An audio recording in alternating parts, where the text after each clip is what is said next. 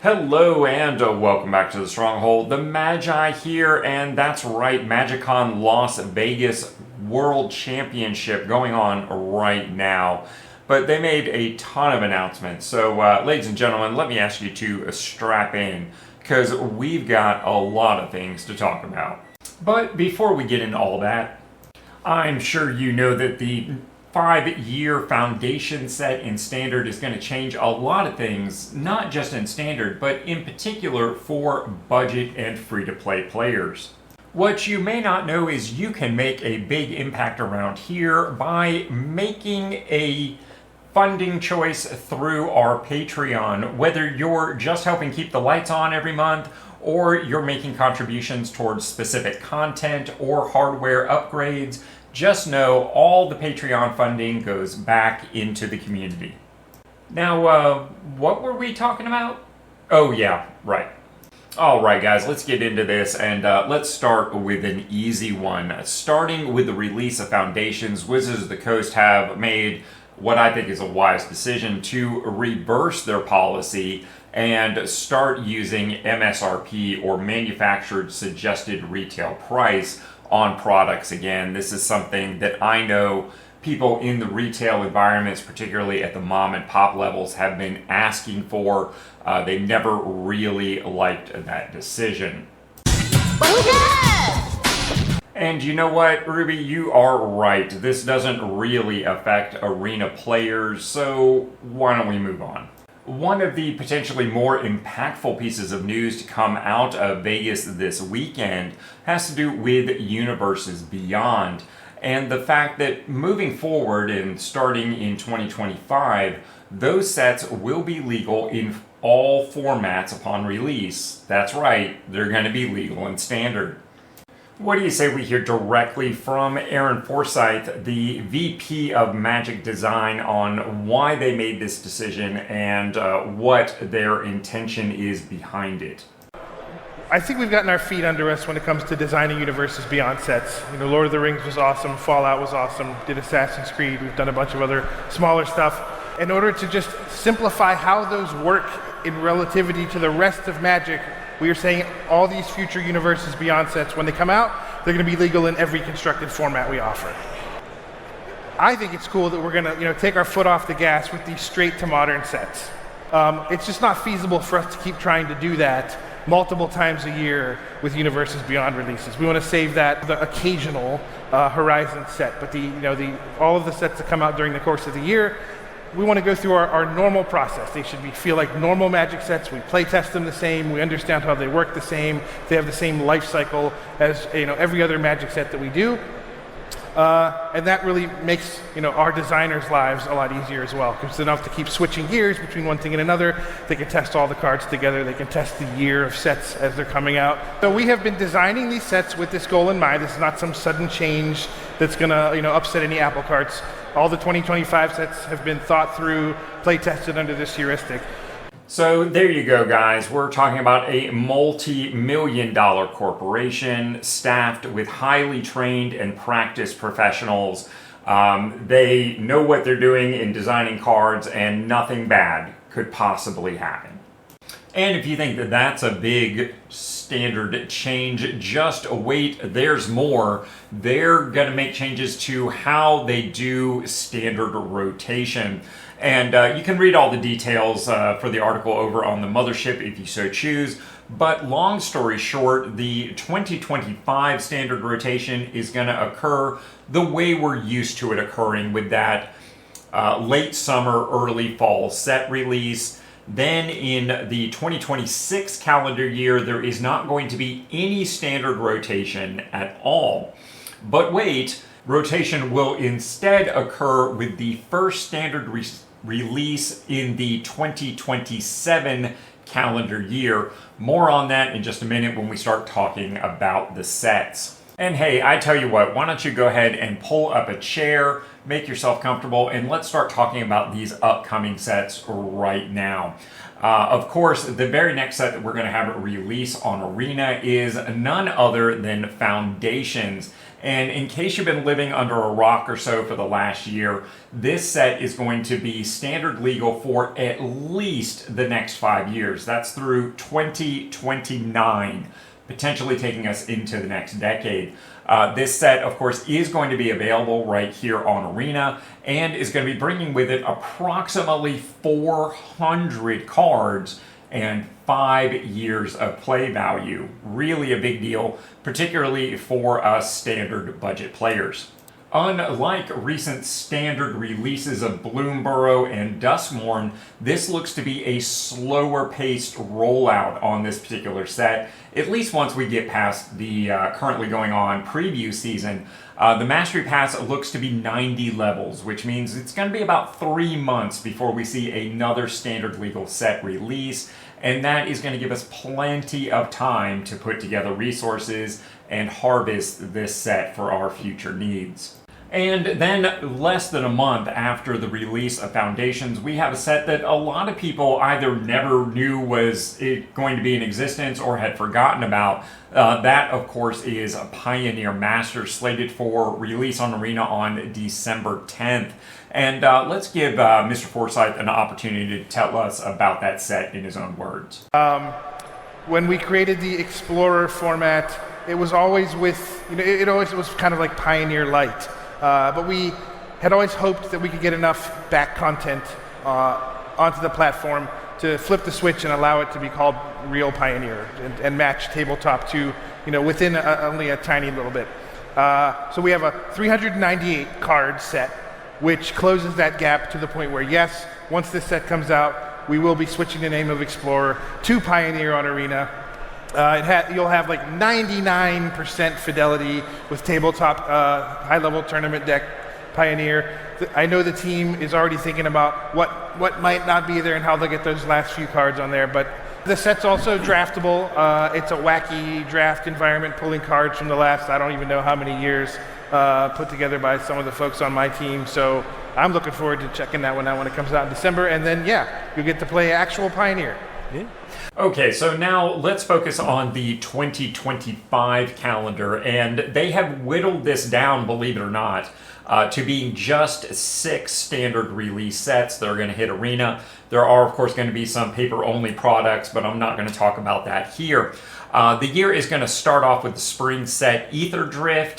This is a return to Kaladesh and 2 officially unnamed planes, but we know this set is going to be very vehicle intensive.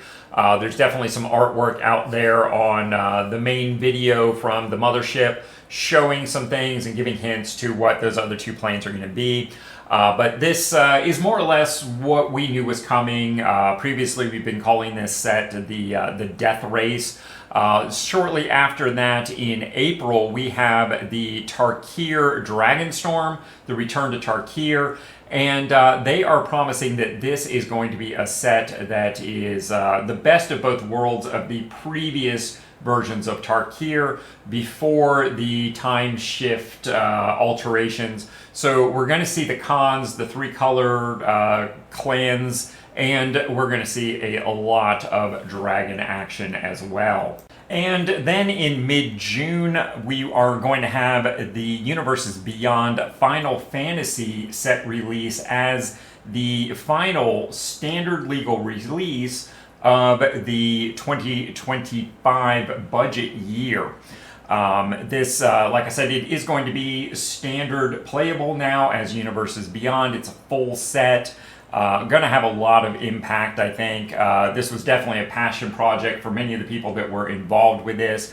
And in fact, Wizards of the Coast released a separate video just talking about this. To be honest, as a content creator, part of that video is in Japanese and subtitled, and remixing that into this video was just more potentially time-consuming than I could manage at this particular juncture. But if this is your jam, I highly recommend seeking that out. It's on YouTube, etc., etc., because the artwork looks amazing, and people were really, really involved in this set. Both professionally as fans and emotionally as fans. And then, of course, as the first post-rotation standard legal set release from a long time ago in a galaxy far, far away, beyond a final frontier, if you would, we have a set that goes where no standard legal set has gone before. We, of course, are talking about Edge of Eternities, or as I am going to be calling it, Magic in Space. That's right, Edge of Eternities is going to do similar work to what reintroducing the Blind Eternities, the Spelljammer environments, Wild Space did for D&D. In fact, I am highly suspicious that this set in Magic came to be because when D&D 5th edition was doing Spelljammer, Wild Space, they probably commissioned and paid for far too much art that they now have to find an outlet for. But yes, Magic the Gathering is going to space with whole planets, ships, and what looks suspiciously like Tezzeret in the teaser artwork here. We will see how that pans out. All right, and then of course we've got two final sets for the 2025 calendar year. The set to come out shortly after Edge of Eternities is Marvel's Spider-Man. And well, beyond that, we don't really know much. We haven't seen any artwork. Of course, the Marvel intellectual property universe is a well that Magic the Gathering could tap into annually for decades and not exhaust. And not to mention, the Marvel intellectual property is now owned by Disney Corporation, which has a nearly infinite intellectual property. So if this goes well, it could open up a lot of different avenues. The final set for the 2025 calendar year is a literally unannounced Universes Beyond product. My thought process is this is going to be the December set. It is probably, unlike some of the other Universes Beyond, maybe going to be a smaller Direct to Eternal set. That's usually how the December properties work. But maybe now that they've got Pioneer established, they've got something else up their sleeve. Of course, we will explore that and all of these sets in more detail as we get closer to them and as we learn more. Oh, and for those that might be concerned that the Marvel Spider-Man slot has taken the Return to Lorwyn's planned slot in the 2025 lineup, they did let us know that the Return to Lorwyn set that they have previously talked about did get pushed back, but it is going to be the first set release planned for the 2026 calendar year. So we're only talking about maybe a 4-month differential here, so don't worry, it's still coming. All right, so I know that has been a lot to think about and process, quite a lot going on, but there is one more rules change coming with the release of Foundations that has kind of fallen under a lot of people's radar, and I want to make sure people are aware of it. So they have made a decision to change the timing and way of which combat damage is assigned, in particular in what I refer to as gang block situations, where you swing in with a creature and your opponent decides to block with more than one creature. We used to do like an order of blocking where the first person in front soaks up damage, it moves to 2, 3, etc., etc. But that doesn't happen anymore. Now all of that damage is going to be assigned by the attacker at the time that the damage is dealt, in real time, if you would. The net result of this is your blocking opponent will have to make any combat trick decisions and assignments prior to you assigning that combat damage. The net result, once again, is that combat tricks, particularly in limited, where you see more gang block situations, become a little less good, a little less surprising, because you fully know what's going on before you assign your attacker damage. I think this is a either direct response or causational of the fact that we have seen combat tricks getting exponentially better, particularly when used in limited, while at the same time those same combat tricks don't seem to have the same exponential growth and possibility in more constructed formats. Overall, I think this is a good change, but just be aware it is going to take a little getting used to, and if you go to a physical pre-release, you will almost certainly run into someone who doesn't know this, in which case, call a judge, get an expert involved, let them be the one making the explanations, and of course Arena is going to be taking care of this for us all in the background and changing the way we do things automatically, so we won't have an opportunity, hopefully, to mess this up on Arena. So there it is, guys, all these big, heavy swinging changes coming to Standard and beyond, the sets for 2025 and beyond.